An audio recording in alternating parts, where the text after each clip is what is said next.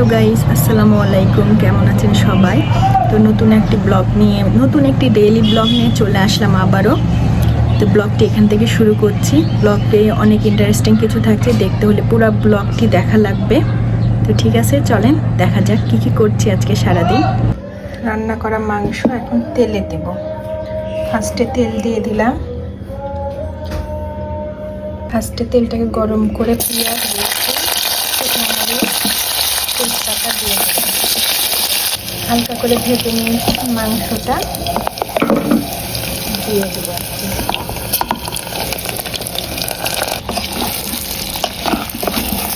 তেলের উপর মাংসটা দিয়ে এখন ভাজা ভাজা করে নেব।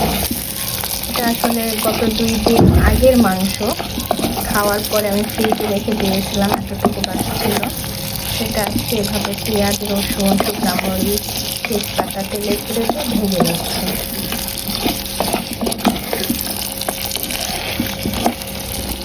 তো এই তো চলে আসলাম সন্ধ্যার নাস্তা বানাতে। লুডুস রান্না করব, এই জন্য লুডুসটা একটু বেশি করে সিদ্ধ করে নিলাম।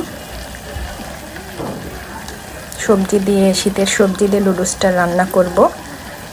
তো রান্না করতে করতে মনে হয় যে লুডুসটা একটু বেশি সিদ্ধ হয়ে গেছে, অতিরিক্ত সিদ্ধ হয়ে গেছে। এখন এই লুডুস কী করা যায়, এটা তো আর ফেলে দেওয়া যাবে না। এটা আমি ম্যাশ করে আমি বড় পাকোড়া তৈরি করে নিচ্ছি। লুডুসের পাকোড়াও খেতে অনেক মজা লাগে। তো আমি হাত দিয়ে ম্যাশ করে বড়ার শেপ দিয়ে আমি পাকোড়া ভেজে নিচ্ছি। দেখা যাক কেমন টেস্ট হয়। আশা করি ভালো টেস্টই হবে, কারণ আমি এটা মুখে দিয়ে দেখেছি, অনেক ইয়ামি হয়েছে রান্নাটা।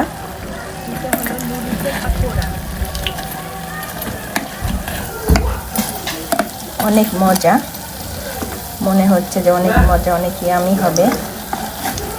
তো ঠিক আছে, লুডুসের পাকোড়া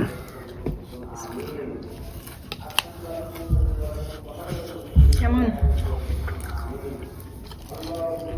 স্বাদ আছে, স্বাদ লাগছে। গরম, একটু ঠান্ডা হলে বেশি ভালো লাগে না? না, চিংড়ি দিইনি। এদিকে আরো ভাজা হচ্ছে। তো ঠিক আছে, আজকের ভিডিওটি এই পর্যন্তই। লুডুসের পাকোড়া অনেক মজা হয়েছে, আমি 2টা খাইছি, খুবই ভালো লাগছে খেতে। আমি এই যে দেখতে পাচ্ছেন, খুবই সুন্দর। আজকের ভিডিওটি এই পর্যন্ত। সবাই ভালো থাকবেন, সুস্থ থাকবেন, আমাদের জন্য দোয়া করবেন। আল্লাহ হাফেজ।